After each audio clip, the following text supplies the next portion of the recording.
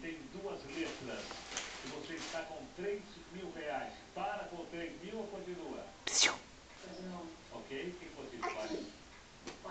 Abre o quarto dela. Que vergonha! 4 mil reais tem 3 números.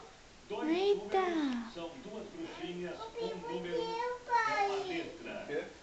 Você está com 4 mil. Você para com 4 mil, Fabrício, ou você continua? Mordeu. Você está Mordeu eu com também. dúvida, então eu vou voltar a explicar a você. Você já ganhou 4 mil reais. Tem 3 números, 8, 9 e 0. Se aparecer uma bruxinha, você continua no jogo ainda. Se aparecerem 2 bruxinhas,